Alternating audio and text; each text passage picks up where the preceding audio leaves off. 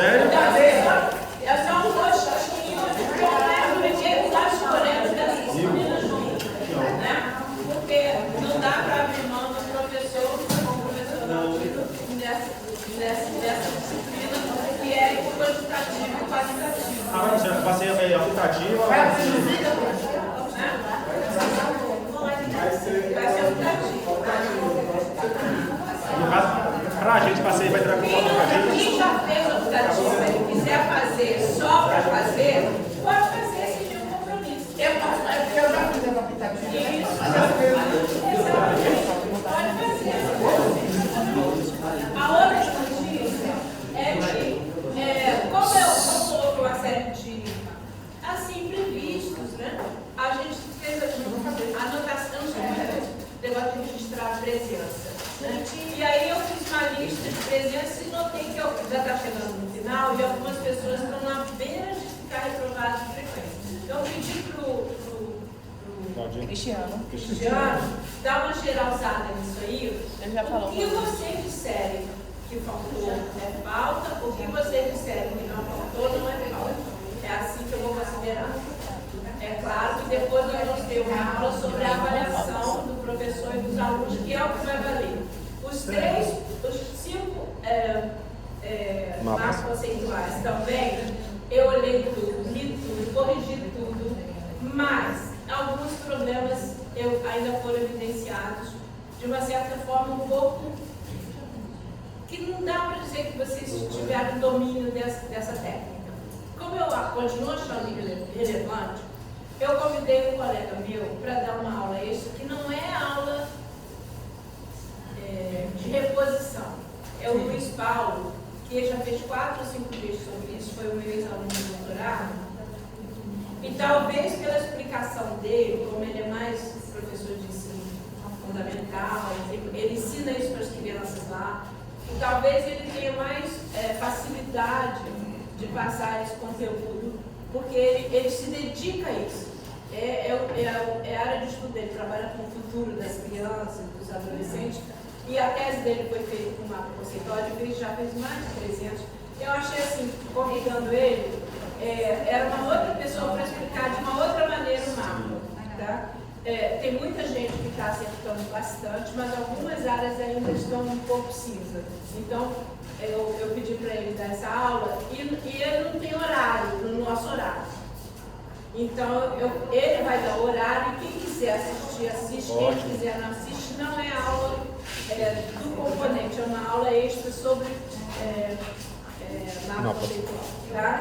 Então, são essas 2 novidades. A outra é que a Mega confirmou no dia 4 que a gente vai ter o Francisco da Service e a gente está partindo para a reta final. Dia 7. Não, dia 18 termina a última aula. Não tinha café dia 7, mas Dia 7, não. 7 é segunda. 4. Não lembro agora. 4 do Dia 7. 4 é a professora Mendes. 4 do 7, acho que foi E assim. dia 27 tem o Francisco. Que é a aula online. do Luiz Não, vai ser. Francisco é aula mesmo.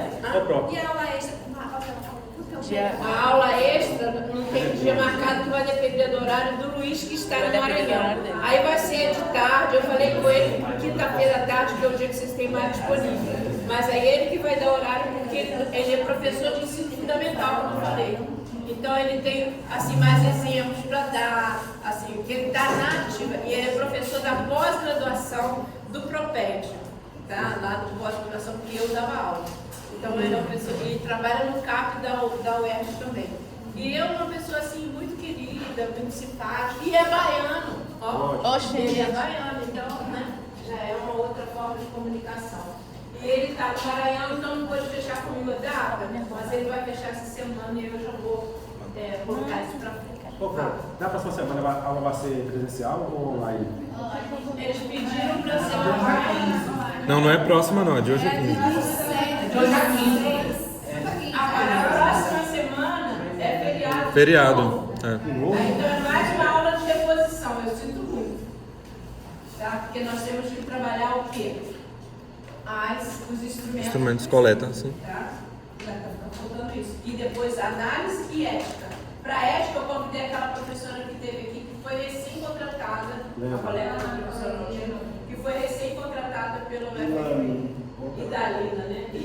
Ilane. Hilane, ela trabalha no comitê de ética lá da Acho que é Ricardo. Foi no Mateus. Mateus? Ela trabalha no Ricardo. comitê de ética que se voluntariou para dar Foi Mateus, né? Rafael. Tá? Rafael? Então a gente vai trabalhar com ela sobre isso.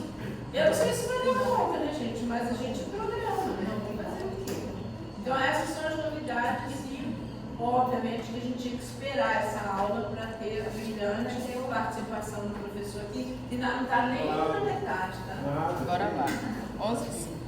Ele é orientador da... Vou compartilhar que a gente. Ah, de Laína? Laína que a gente tem conversado, né, Laína? Orientador da Processo. Orienta, desorienta, né? Orienta, desorienta. Você tá aqui, Então, dando seguimento.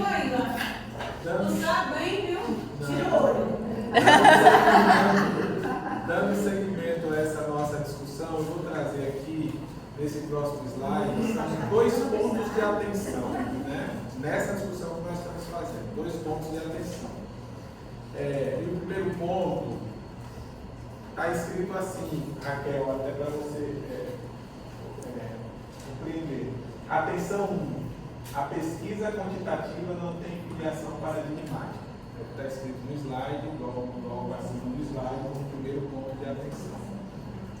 E acho que já fica bem explicativo esse ponto, né? Essa coisa de achar que a pesquisa quantitativa só se faz com um paradigma positivista, há muito que já caiu por terra. Tá? Quem trabalha com teoria crítica pode usar a pesquisa quantitativa, né? Uma análise da quantitativa, uma teoria pós-estruturalista, enfim. Ela não tem filiação paradigmática. A segunda atenção, também escrita logo abaixo, está assim, atenção 2.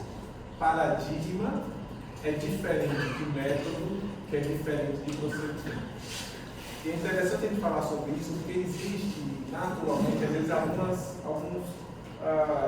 misturas das coisas, né? De achar que paradigma é método, o paradigma da minha pesquisa é qualitativo, né? E aí confunde um pouco o que é o paradigma com o que é o método. Bom dia, desculpe interromper. Aqui é o pessoal da FUVEC? É lá, na outra sala. Na outra sala? Muito obrigado. Boa.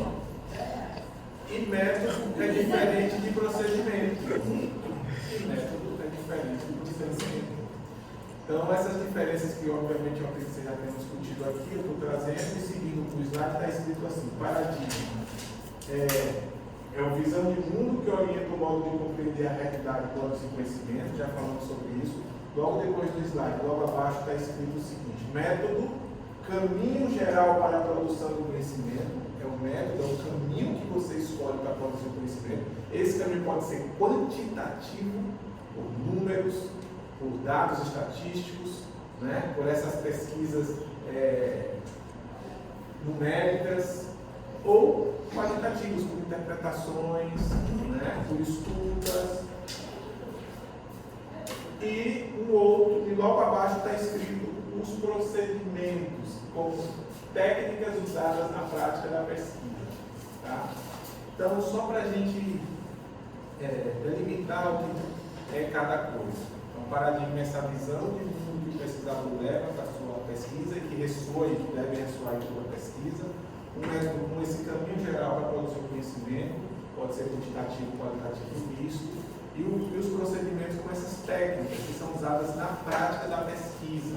Observação é um procedimento, entrevista é um procedimento, análise de documentos é um procedimento, a pesquisa documental. Tá?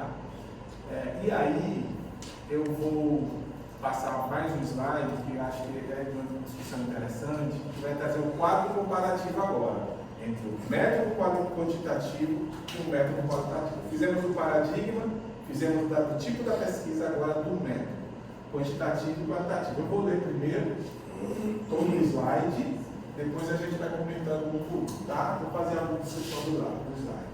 Então, o slide tem fundo preto com as fontes de cores brancas. No título está escrito quadro comparativo, método quantitativo e qualitativo. Logo abaixo vem uma tabela com 3 colunas. Em cada coluna, a primeira coluna da esquerda é a coluna da dimensão. Nas dimensões, logo abaixo tem na primeira linha finalidade do estudo, depois tipo de dado, procedimentos, logo em seguida instrumentos, depois forma de registros, análise de dados, resultados esperados, depois a outra linha, postura do pesquisador e as limitações de cada um desses métodos. Na coluna do meio tem o método quantitativo, né, sobre cada dimensão dessas características desse método em cada dimensão, e logo em seguida, do lado direito aqui, está o método qualitativo. Na primeira linha da dimensão, diferenciando o método quantitativo de método qualitativo em relação à finalidade do estudo. Então, como já vimos, o método quantitativo, qual é a finalidade?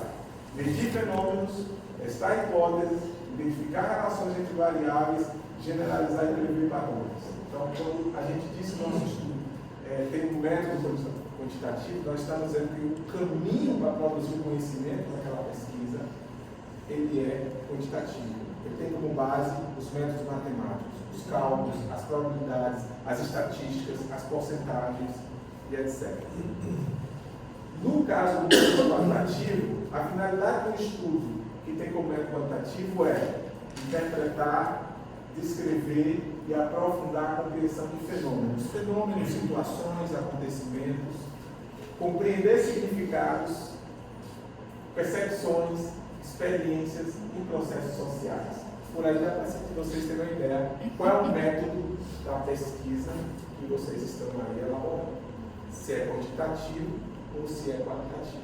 Ou se são os dois mistos, que é o que a gente vai falar lá na frente. Quando então que a gente pode fazer essa mistura, por assim dizer? Tá? Professor, eu não colocaria ali também a conceituação, a definição, ali no quantitativo, no qualitativo?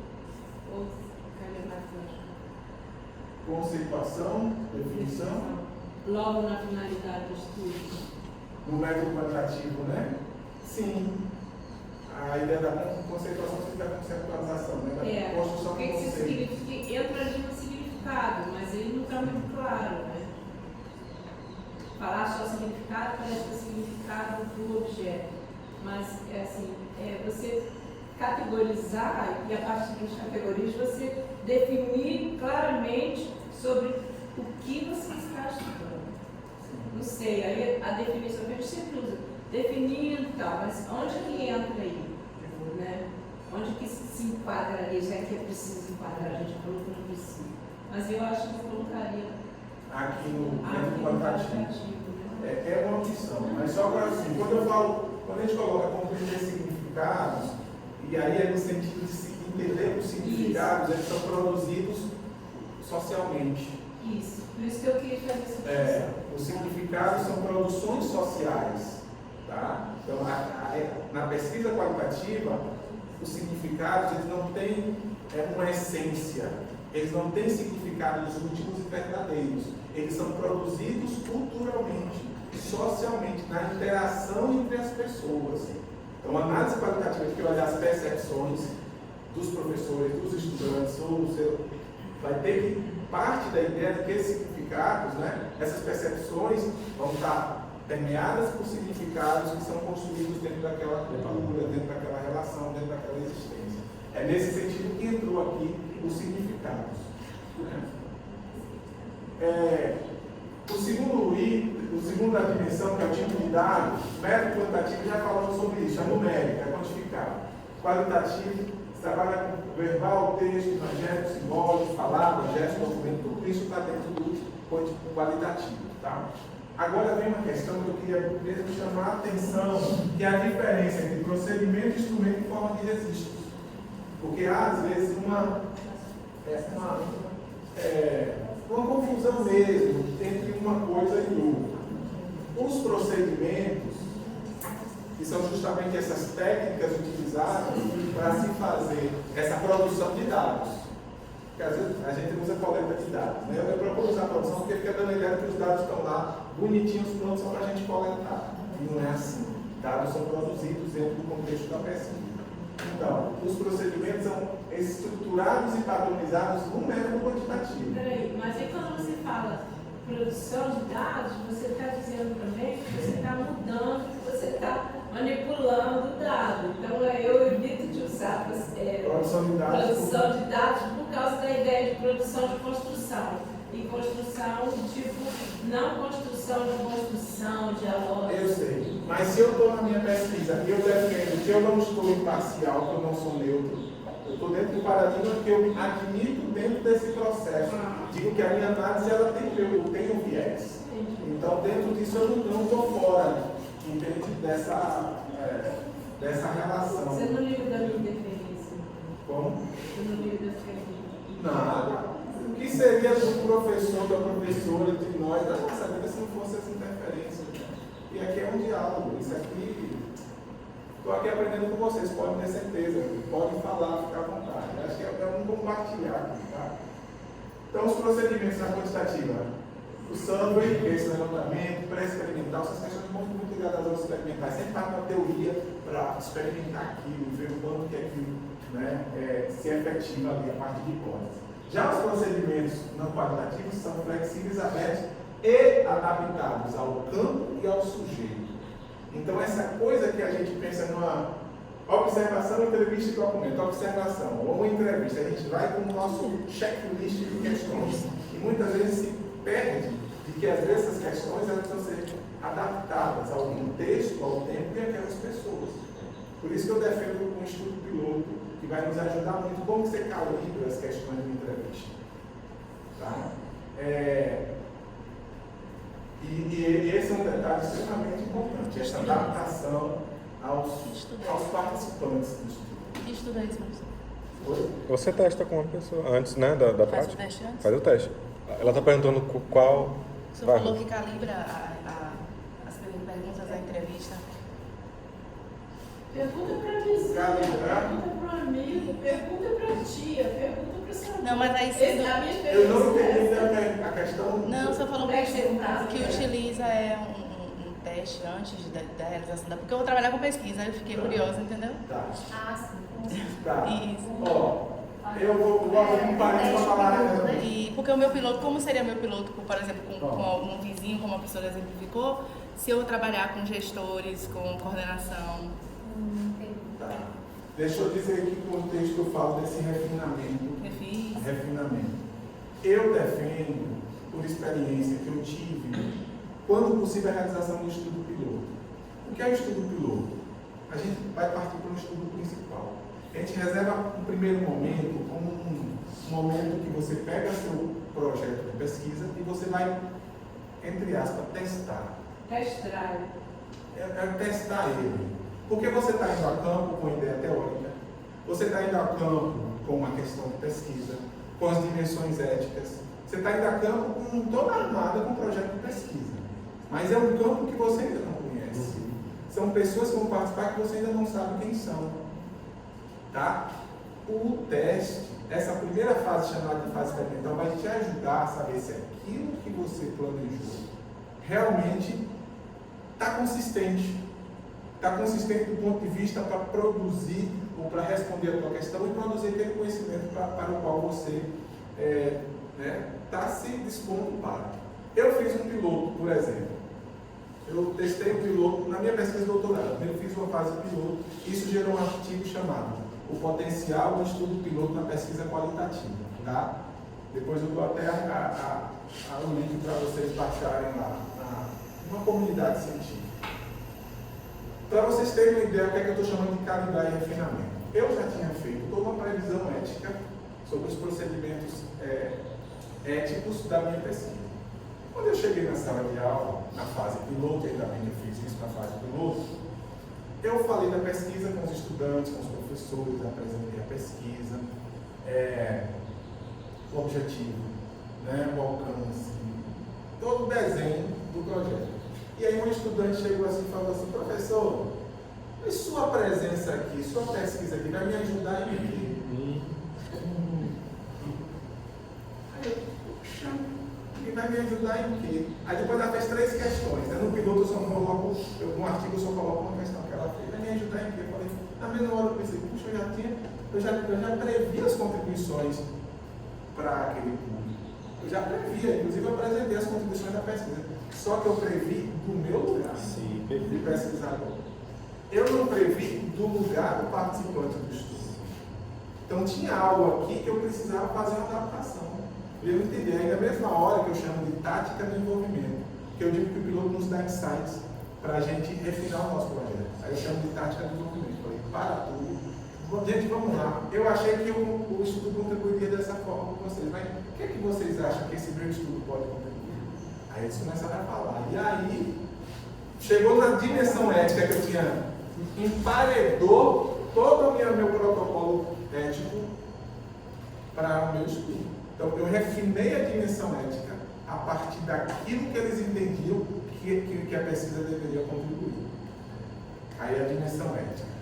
Na dimensão das questões, né? Eu fui olhar, só para vocês terem uma ideia, na pesquisa, nessa fase pergunta, eu fui olhar diferentes usos de linguagem matemática, que não só o científico que circulam na sala de aula, na formação de professores da educação do campo, na área de matemática. Então, diferentes usos de linguagem. Eu estou acreditando que esses diferentes usos de linguagem, eles acontecem só ligados a práticas diferentes, práticas culturais diferentes. Então, eu estou muito no interacionismo simbólico, né, para pensar mesmo, puxa, eu vou olhar esses diferentes usos de linguagem, vou ver como é que eles surgem, como é que eles lidam, como o professor lida com um estudante que fala nada. Ah, não pode falar nada na sala de aula porque é 0.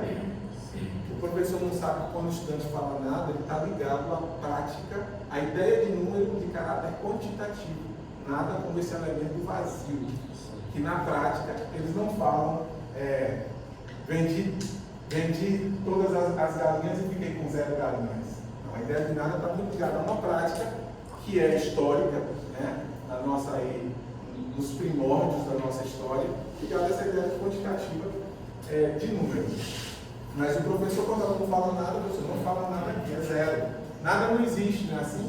Nada. Então eles sobrepõem um uso de linguagem matemática científico sobre aquele que ele não compreende. Isso, na minha pesquisa, é o que eu chamo de conflito. Há uma sobreposição. Né? Eu fui olhar só as diferenças, só os diferentes usos. Estava lá com o interacionismo simbólico. Quando eu vejo essa sobreposição, eu vejo uma relação de poder. O conhecimento científico vinculado naquela sala de aula se sobrepõe a outras formas de conhecimento, quando ele pronto. E agora, eu só estou aqui como Wittgenstein, que discute as trocas, né, de sentido, de significados. E agora, como é que eu faço para discutir relações de poder na sala de aula? Aí, meu campo teórico teve que aumentar. Eu tive que falar, só Wittgenstein não me dá conta. Aí trouxe Foucault, pós-estruturalista, para dialogar comigo na pesquisa. Porque para eu entender que aquela questão que eu estava primeiro, olhando só esses diferentes usos, eu vi outras coisas, as raízes do meu problema eram muito maiores, e só a minha lente teórica ali, que eu fui para aquela, não dava conta. Aí eu trouxe um outro teórico. E aí isso vai refletir na forma como eu vou perguntar aos estudantes. Se eu técnicos de questões, já teve que entrar questões que traziam um pouco de como eu vou entender essas relações de poder a partir de como que os estudantes sentem, como que eles percebem, eu vou dizer, como que eles entendem essas sobreposições. E essas sobreposições na pesquisa começaram a andar quando eu percebi os alunos na matemática, eles rasuram muito. Vira e mexe, estão ali sempre apagando o que eles fizeram, né? Isso me chamou a atenção, fui para campo para ver isso. Aí eu fui ver que ali tinha um conflito. E ali tinha relação de poder, porque a forma com que eles pensavam a matemática ligada às práticas era tipo uma ruptura com aquela forma científica de lidar com a matemática, por conta da sobreposição. E os estudantes, a neurociência já nos mostra isso, né, que muita da maneira com que a gente pensa matematicamente está vinculada às nossas práticas culturais, ou a nossa história nesse campo. Então, é que eu percebo, falei, puxa, a minha forma de perguntar para eles vai ser diferente. Então, perceba, o piloto, essa fase experimental, me fez mexer com as questões éticas. eu fui calibrando as questões, eu mudei e acrescentei o quadro teórico. Eu usava uma câmera só para filmar. Aí quebrou, teve um dia que nada funcionava, uma câmera só não dá, teve que usar duas. E depois teve um dia que as duas quebraram. Foi quando eu comecei a usar o gravador. Mandar rezar. Então perceba que. Chega a mandar ele rezar.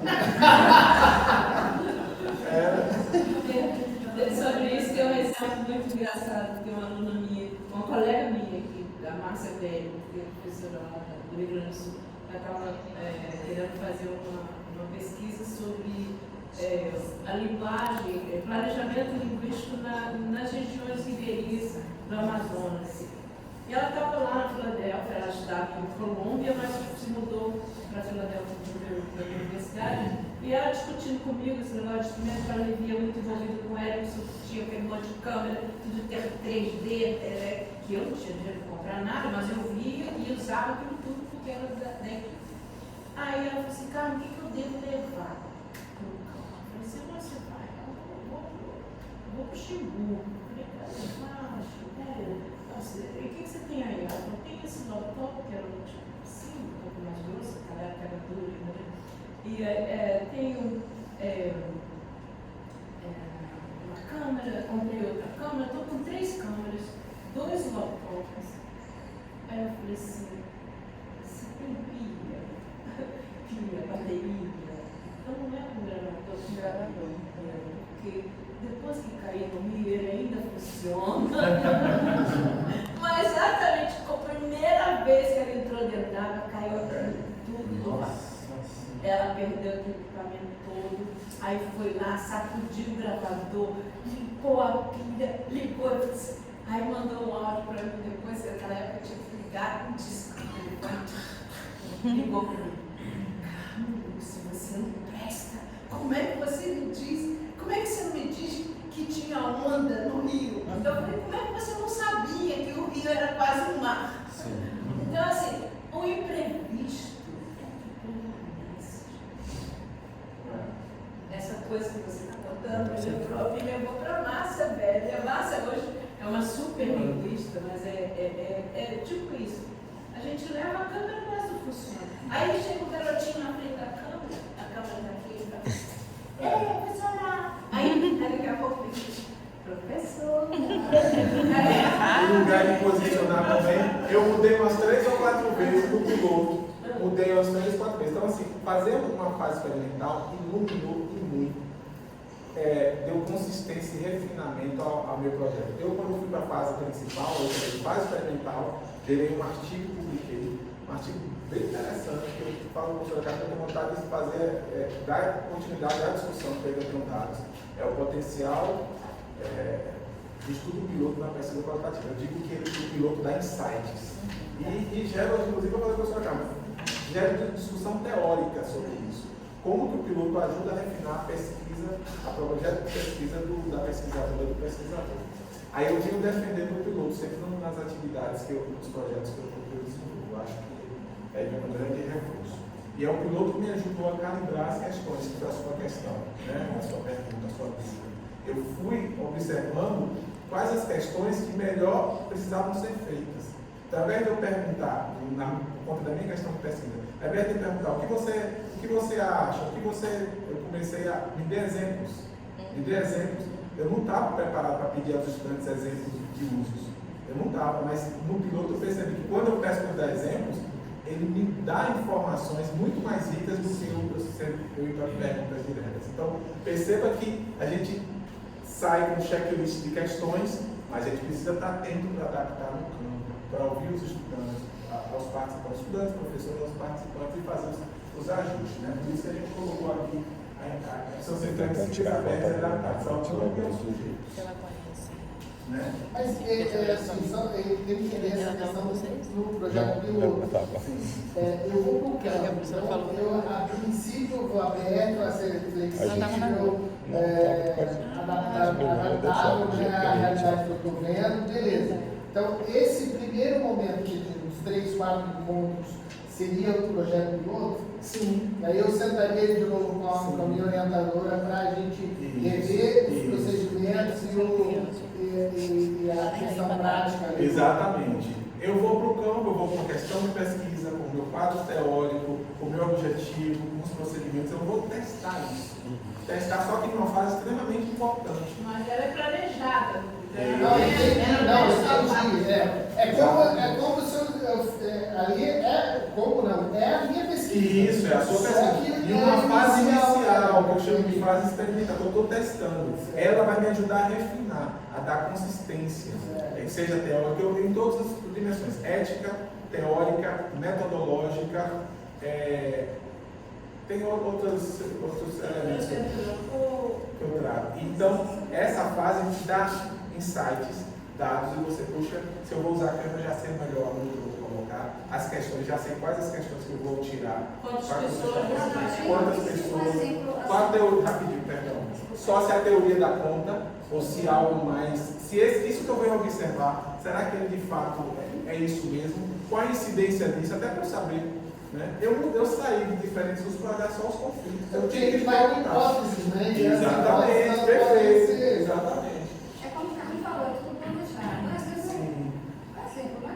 Eu vou na escola aplicar com os alunos em quatro pontos, as conceituais, mas tudo já planejado, funciona.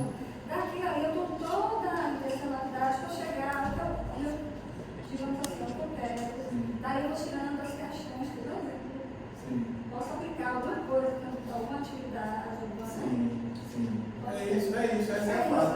E eu, Nardo, você traz isso para o seu estudo principal. Ele começa, você fez uma fase piloto, que foi refinado isso, o piloto te mostrou isso. Na minha tese mesmo, eu dediquei não pouco capítulo, mas uma sessão extensa para dizer tudo que o piloto trouxe para aquele estudo. Professor, já tem uma recado, tem que ser negociado com o seu orientador, e às vezes com a agência que financiou a sua pesquisa, porque, por exemplo, fazer uma pesquisa sobre gênero e pobreza. Cheguei lá, os alunos, na testagem, os alunos que para mim eram mais importantes do estudo, queriam que eu fizesse uma pesquisa sobre violência. Então eu tive que mudar o projeto. Entendi. E aí, como é que eu justificar isso para a minha agência de pesquisa, que pagou $150 mil para eu poder fazer aquela pesquisa durante 4 anos para pesquisar 2 temas? E agora eu vou incluir mais um. Como é que eu vou justificar para o meu orientador, no caso se eu tivesse um, né, que eu precisava entrar com mais um tema, se ele nem estuda aquele tema? Então, assim, tem essas implicações técnicas também, né? Desculpe. Nada. Perfeito, mas é isso mesmo, são questões. Agora, entrou, ia saber que fazer o quê? Olha, seguiu o meu estudo. Eu pesquisei o que o aluno queria, porque para mim o mais importante era o aluno. Eu coloquei a pesquisa de violência no meio e reestruturei a pesquisa toda, introduzi os alunos como pesquisadores, e eles então, essa parte, eles que gerenciaram, inclusive o próprio projeto. E eles que criaram toda a metodologia junto comigo e fizeram desenvolver a pesquisa. Eu arranjei bolsa para eles e eles fizeram a pesquisa junto comigo. É um pouco daquela a estudante me perguntou quando eu cheguei. Sua pesquisa que vai nos ajudar em quem? Então, assim, a pesquisa ela tem um papel social. Sim, ela tem um papel social e isso é fundamental. A professora Carmen, por exemplo, ela teve esse feeling mesmo de dizer, opa, aqui tem um elemento que não pode perder de vista. Eu gosto de estar em sujeitos, mas eu gosto de falar em participantes que estudam. Ele tem que ver como aqueles que participam, que produzem um conhecimento junto conosco. Não é voo solo, né? É um processo mesmo coletivo de produção de conhecimento. Obrigado. Semana passada, o seminário, né, onde a gente participou, e aí teve um momento que eu fui participar, e aí peguei e fiz assim uma provocação com a professora Leila Damiana, que era coordenadora do curso daqui do PBGCID. Eu pedi a ela, né, enquanto que assim, faço parte de um movimento dos povos indígenas, faço parte também do Mupuíba, que é dos povos indígenas aqui da Bahia, para quando vocês fossem fazer a análise dos pré-projetos, vocês terem ter um pouco de mais cuidado, ter mais sensibilidade para ver esse produto que o aluno vai desenvolver, que devolutiva ele vai dar à sociedade e se essa devolutiva vai atingir a quem. Porque eu falei para ela que nós, assim, povos indígenas, de forma assim geral, a maioria mora em zona rural. Tem alguns povos indígenas, hoje, alguns que moram na cidade, mas em sua maioria mora em zona rural e 90% em lugares assim, isolados. Então, assim, que retorno a Universidade Federal, a UFRB em si, vai prestar a esse povo? Que nós existimos, nós sempre existimos, nós resistimos. Então, assim, o que é que vocês, não vai falar assim, a instituição dá esse retorno para nós? Então, eu fiz essa provocação e quando o senhor trouxe essa fala aí, eu fiquei me questionando. E a professora Pegou falou que ela é o aluno, então, assim, aquilo ali me alegrou. Porque quando vocês fazem, sai da universidade e vai para o campo de pesquisa. Então, assim, às vezes tem muitas pessoas que se mantêm afastadas desse campo, não se envolvem. Então, eu vou chegar lá, mas quando a sua aluna fez aquela pergunta, o que você vai trazer para a gente? E acho que foi a minha pergunta que eu fiz para a coordenadora do curso. E quando a professora Carmen fez isso aí, isso é uma ação muito, muito importante. Eu penso que deve ser reconhecido e valorizado, de valorizar aquelas pessoas que estão ali. Mas na minha pesquisa, a professora comigo me falou, a gente colocou lá como objetivo a validação do produto. Então, a gente vai ter o momento da construção, da escuta do pessoal que está pesquisando, e depois a gente tem a parte da validação. Que o produto educacional, ele é, como o nosso universidade profissional, e tem essa questão do produto educacional, aí a pergunta é para quem, Sim, eu acho que isso é fundamental. Para quem ele está sendo importante? Sim, é para mim pesquisador.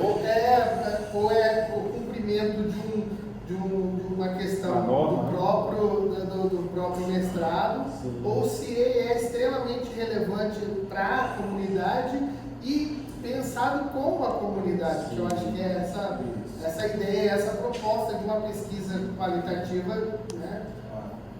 E aí eu percebo, aqui na UFRB tem uma prática de ter um momento, um seminário em cada semestre em que egressos retornam à instituição para justamente falar da eficácia desse produto, a aplicabilidade desse produto lá no campo que ele desenvolveu pesquisa e tal, esse feedback. Eu acho essa proposta interessante, para também responder esses questionamentos, é bem interessante. Sim. Mas eu gostei muito da sua fala, da sua colocação. Falam sobre pesquisa de participante. Na nossa engenharia de SDA, a gente trabalha muito com essa questão de participante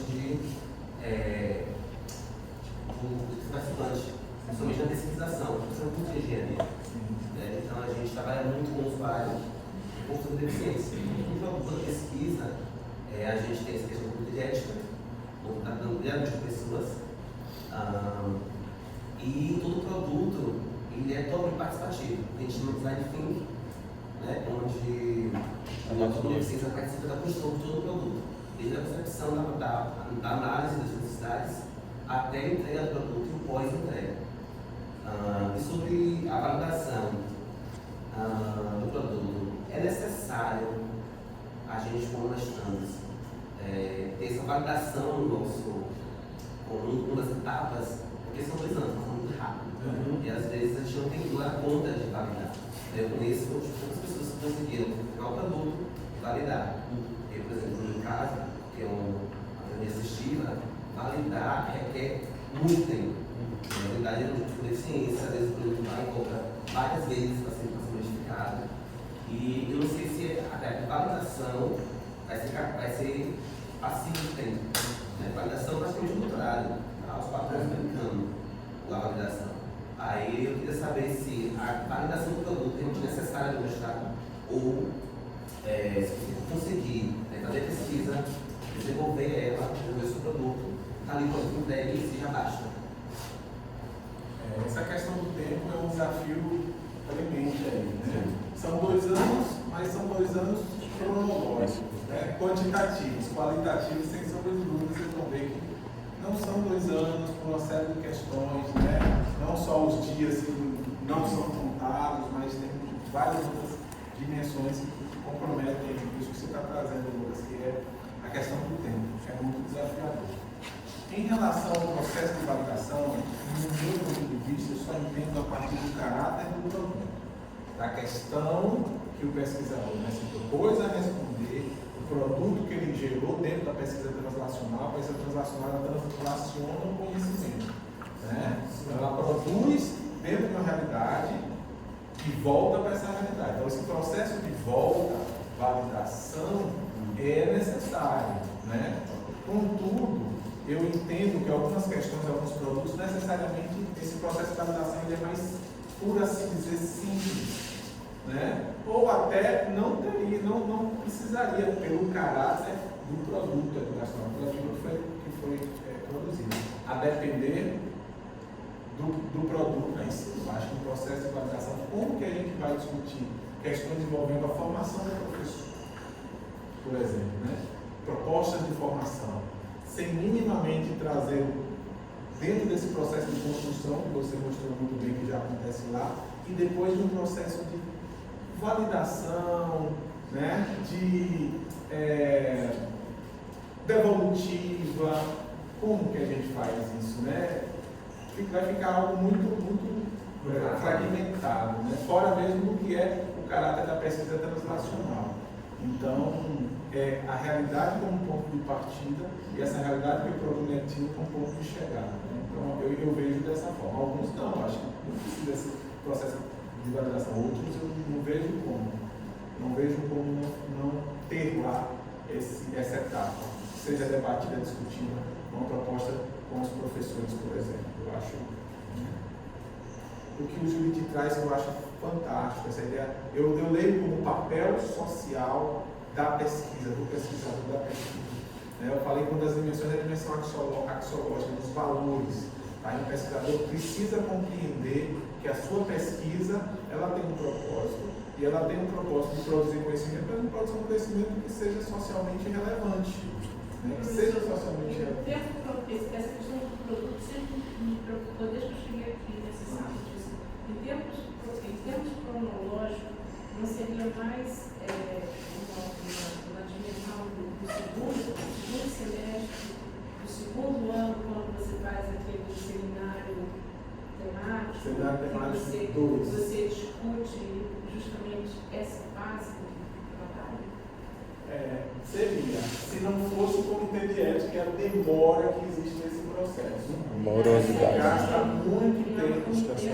E assim, o comitê de ética é quem não vai entrar nessa discussão. Ainda tem uma matriz muito positivista. Quando chega nas pesquisas educacionais, as pesquisas qualitativas, eles têm um crivo muito grande. Né? Tanto é que tem debates assim, absurdos. Então tem um atraso muito grande. Né? Quando você vai submetendo, você tem um atraso do comitê de ética, uma qualificação até no final do segundo semestre. Vamos dizer que isso tudo tenha sido resolvido. Você está com o produto quase na fase se eu terminar o projeto, eu aí vou você está submetendo fazendo um essa seminário temático. Não seria nesse momento? Seminário temático 2, que é esse que você está falando, seria ideal para apresentar esse processo. É uma outra questão. A questão toda traz a questão desses processos. Tem a comunidade, só de ela que eu acompanho, a comunidade todo mundo quilombola na Saratuba. Então tem uns projetos que a gente desenvolve lá na comunidade. Eu participei de alguns eventos que eu ajudei a coordenar para sentar e ouvir, conhecer a comunidade, a história da comunidade. Então, minimamente conseguir dialogar e propor, junto com aquela comunidade, algo que seja relevante para eles. Então, inclusive, estava lá. Essa comunidade não aceita hoje mais nenhuma proposta de pesquisa que não seja apresentada passe pela discussão deles, da comunidade, e saber que esse legado, o que vai ficar, qual a importância disso real para a comunidade. Estão rejeitando muitas propostas. A comunidade que não pode passar na dúvida. Hoje existe um conselho da comunidade específico para avaliar as propostas de pesquisa que chegam na comunidade. Então, eu acho que esse é um movimento que é importantíssimo, porque toca nesse papel social da pesquisa, do pesquisador e da própria produção do conhecimento. Mês passado eu estava em Brasília, aí teve o ATL nacional. E aí a gente percebe que são os rostos, né, diferentes do nosso. E tinha muitas pessoas que não eram indígenas, que pareciam estar fazendo assim, um passeio no safari. Literalmente. Aquilo que eu te falei lá do Rio de Janeiro para Favela, né? Sim. Então assim, eu me senti assim, muito assim, incomodado. Muitas pessoas assim, chegando e assim, tirando foto e achando tudo assim, aquilo ali estranho, entendeu? Aqui mesmo em Feira de Santana, às vezes com o nome de Tiago pintado, eu me sinto assim, incomodado.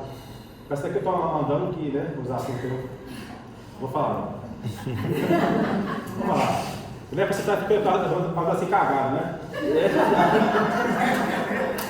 Porque assim, todo mundo fica me olhando de baixo em cima, e eu vou andando, a pessoa fica assim me olhando, e quando não chega a mirar, pergunta, tu é índio, né? Oh, que massa, eu vou tirar foto com você, tu é índio, né? Então assim, tu é exótico, então assim, vamos usar esse exemplo aí, né? Que é uma comunidade que já está travando, então assim, isso seja uma comunidade que quem está lá dentro já tem um olhar mais crítico, né? Mas assim, infelizmente nem toda a comunidade, tanto faz indígena ou não indígena, tem esse crivo de, não sei se essa palavra é crivo, não sei se tem esse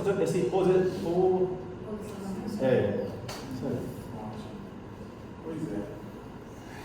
Vamos continuar agora, que eu estou gostando.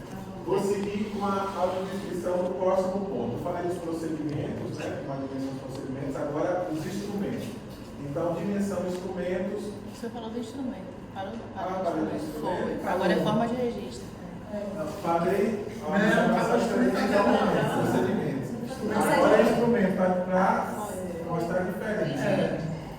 Para quantitativo de instrumentos, questionário de testes padronizados de escala. Agora começa a coisa muito teste padronizado da escala, aquelas escalas escalonadas, né?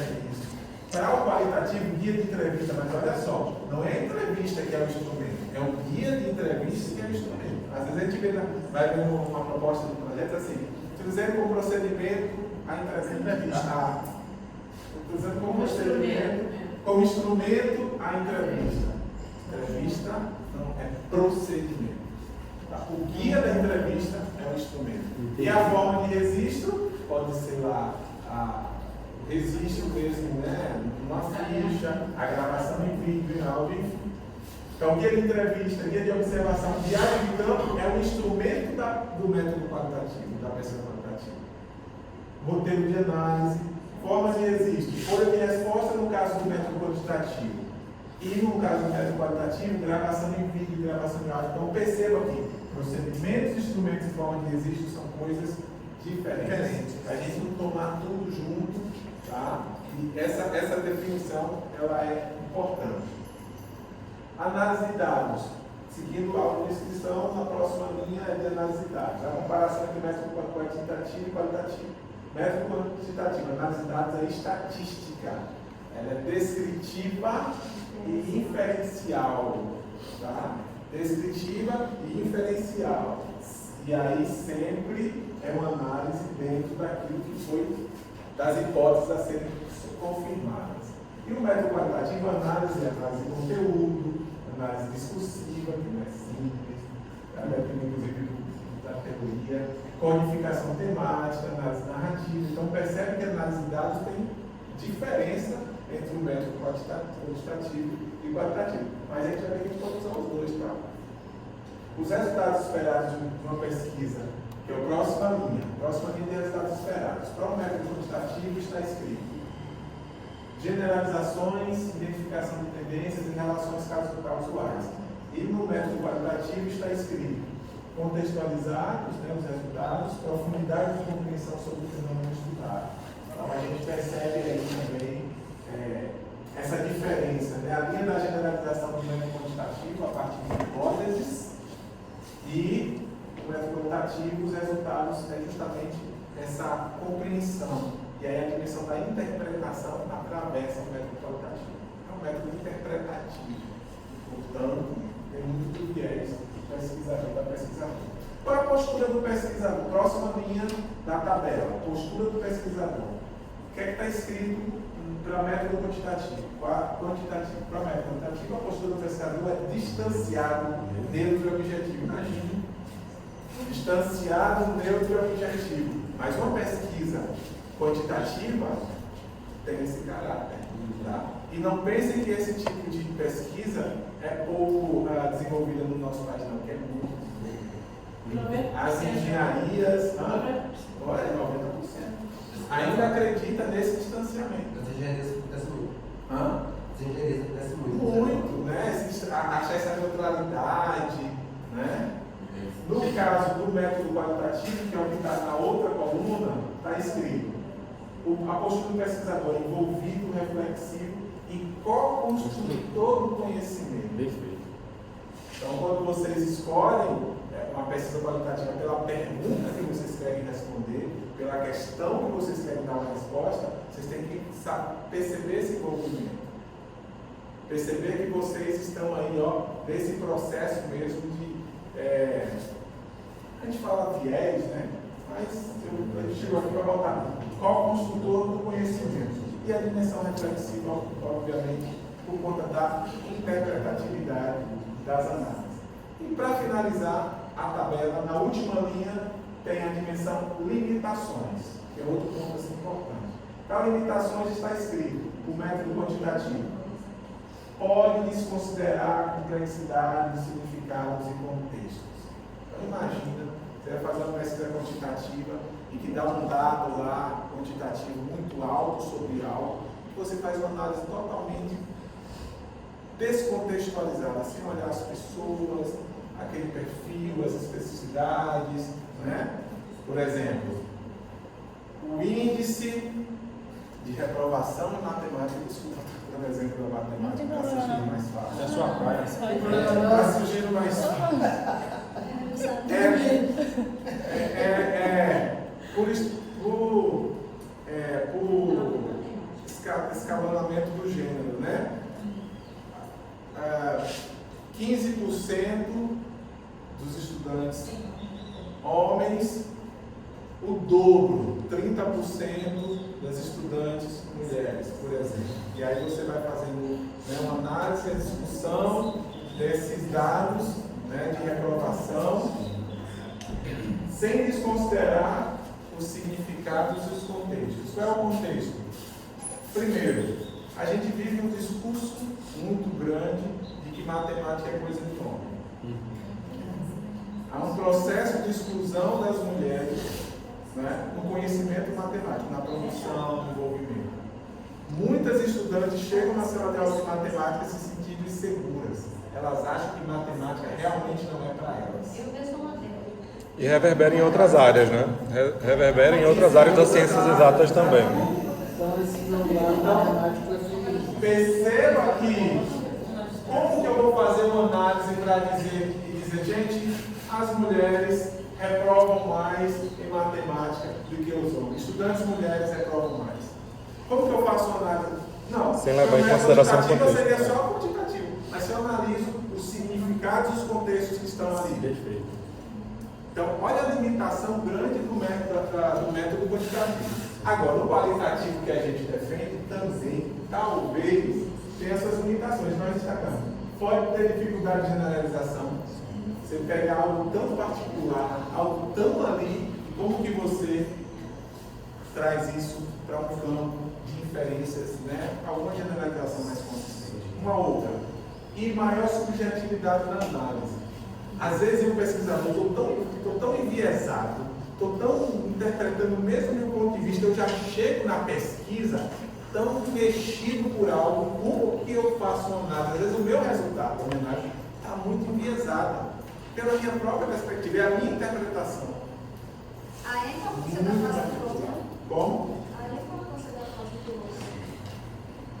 Da fase piloto? Pode ajudar você. A fase piloto ajuda na análise também. Falo sobre isso. Então, essa ideia da subjetividade, da forma como que eu interpreto, como que eu, é algo que a gente não tem como tirar, mas é um elemento para a gente ter cuidado para não limitar demais o estudo e na hora da apresentação, seja numa banca, ou então para as próprias pessoas participantes existir questionamento. Então, são alguns dos elementos que mostram que um método e outro têm limitações. Quando a gente faz, então, essa junção, potencializa a nossa análise, que é a próxima pergunta. O próximo slide, lendo aqui ele, continua com fundo preto, fontes brancas, e começa com a pergunta: é possível juntar o método quantitativo e qualitativo? Essa é a pergunta que está no início do slide, que eu passo para vocês agora. É? Sim. Sim. Como? A questão é o como. Pegando o quantitativo e fazendo a análise qualitativa. Processo. Pegando o quantitativo e fazendo análise qualitativa, como que a gente pode usar os dois métodos? Combinando técnicas e melhorias, né, dentro desse processo. Vai tirar o supra-sumo com base na sua estrutura de pesquisa. Sim, com certeza. Vocês estão muito bem nesse sentido. Pode falar. Dá para justificar no ponto, justificar assim, quantitativo com qualitativo? Se dá, a depender do que você quer responder, sim. Eu sempre vou remeter a o que você quer responder. A pergunta da pesquisa diz respeito àquilo que você quer saber. É um ponto-chave para tudo que você vai ver depois. Seu objetivo, sua escolha metodológica, suas justificativas, depende muito do que você quer saber, da tua questão. Eu justifiquei o quant usando o qual e vice-versa, a partir do piloto. Né? Eu vou dar um exemplo aqui no instante, algo que eu fui ver de forma estatística na sala de aula e aconteceu algo muito do qual mesmo que me fez aí eu justifiquei, porque ó, eu estava fazendo essa... O horário. Nossa, gente, me perdoe, eu peço perdão. Esquece o horário hoje, esquece o horário. A gente pode ficar mais um pouquinho. Fechar o método misto, fecha o método misto e eu termino, tá? Ele respondeu todas, né? E aí é o que vocês falaram, que José trouxe e vocês já falaram, que aí entra o método misto, tá? Ele combina esses procedimentos, instrumentos de pesquisa. Eu pego os procedimentos do qualitativo e do quantitativo e combino, tá? E isso vai estar, é bom que esteja expresso na questão, vou dar um exemplo aqui. Então, combina os procedimentos da pesquisa quantitativa e qualitativa dentro do mesmo estudo, com o objetivo de quê? De obter uma compreensão mais ampla, profunda e complementar. Então, você quer aprofundar, você quer aprofundar na análise. Lá na frente, não vai dar tempo de falar que eu trabalho com análise em níveis. Você tem o primeiro nível de análise, segundo e terceiro. Às vezes as pesquisas ficam só no primeiro e no segundo. A gente tem que entender um pouco, porque a análise ela precisa ser aprofundada. Tá? E aí são camadas de aprofundamento. Eu acho que eu falo isso no artigo que fala sobre o período. E uma outra coisa que é útil à pesquisa mista, quando o pesquisador deseja tanto quantificar um fenômeno, quanto compreender as suas causas ou significados subjetivos. E aí tem uma questão que a gente pode trazer. Né? Para dar um exemplo agora de uma questão que é... Oi? Eu volto. É porque falou do horário, eu... Mas eu fecho em um momento, acho que interessante. E depois vou disponibilizar também. Tá? Sim. Aqui, eu tentei dar um exemplo aqui, tentamos, ó. Aqui foi a pesquisa quantitativa sobre índice, causas. Então, o que seria mais ou menos uma pergunta para eu defender que meu estudo é qualificante, né? Quais são as causas da reprovação escolar, segundo estudantes e professores? Essa dimensão é o que? Saber as causas, olhando a percepção dos outros. Qualitativa. E qual a frequência com que essas causas aparecem entre alunos reprovados? Eu quero saber uma dimensão que é interpretativa no sentido de ouvir esses professores e qual é a frequência que essas causas aparecem, porque essa frequência vai me trazer um dado extremamente relevante. dessa causa, o caráter dela e do tanto que ela reverbera no problema, qual a parte dela no problema. Então, aí sim, se eu faço essa pesquisa, é uma pesquisa clara, porque a pesquisa indica quais os métodos, quais os procedimentos que eu vou utilizar. Agora, voltando, para ver se isso fica. Se a gente chega a entender isso, eu acho que ele cumpre o objetivo. Eu posso ter uma pesquisa quantitativa e fazer um estudo qualitativo de dados quantitativos, mas eu não mudo o caráter, né, a abordagem da pesquisa. Olha, essa pergunta, por exemplo, eu posso fazer aqui, tá? Realmente é uma pergunta quantitativa, do método quantitativo, mas eu posso fazer análise qualitativa. Eu posso estar numa abordagem qualitativa e isso aqui me dá uma frequência, né, de algo que me chame a atenção e eu pego esses dados qualitativos e faço uma análise quantitativa, estatística, mas eu não mudo. Agora aqui eu preciso trazer as duas agora, porque a questão de pesquisa, o que eu quero saber me remete a isso. Tanto ao método qualitativo, como ao método. Aí necessariamente eu tenho que dizer que é quali-quant, que é a forma que eu tenho como responder a pergunta. Eu só respondo ali com quali-quant.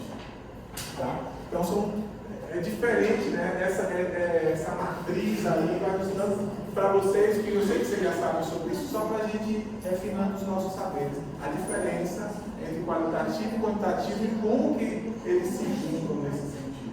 Tá? Você não quer escolher algum daqueles quadros de análise de quadro estatístico só para se dar uma ideia do que eles podiam estudar aquilo que você trouxe de dados? Não vai dar, eu ia falar um pouco mais das amostras.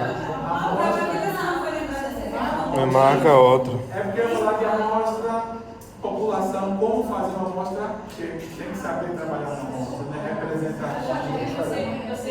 Escolher um pouco que você está falando. A importância do tipo de quadro estatístico que você usa para demonstrar os seus dados é muito. O professor, você não tem um horário funcional para falar uma prática com a gente?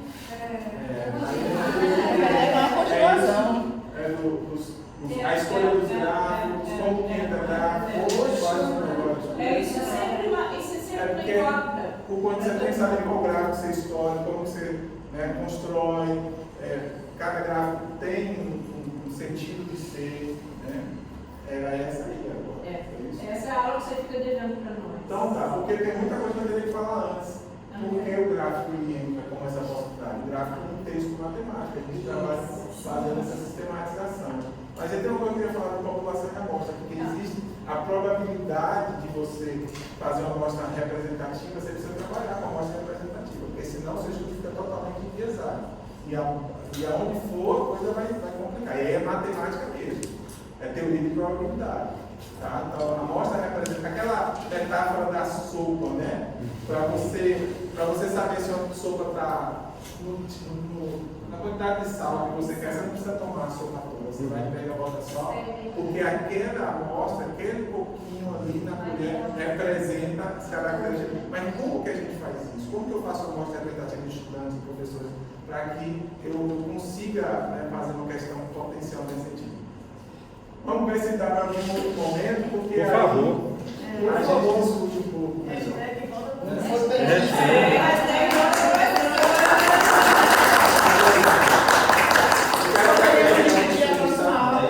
Muito obrigado.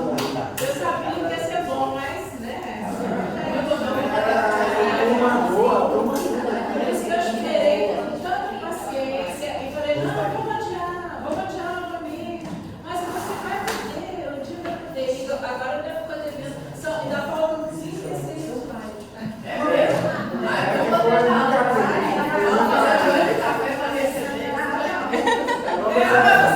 Vamos ver se a gente acha uma agenda. Qual a frase para o seu café? Fruta. Bolo. Mete esse programa. Então, vamos marcar, final desse semestre, no próximo, um novo encontro com a professora Arnaldina e André Residência. Foi uma honra ter Oxe, esse semestre tem um próximo. Como assim, prof? Ela vai ofertar um outro, Mara, em nome de convidados. de cursos E ela vai fazer online, não? É isso, a condição é se nesse, se não no próximo. Vocês querem a reposição do feriado agora com ele? Isso? Não, dia 20 a gente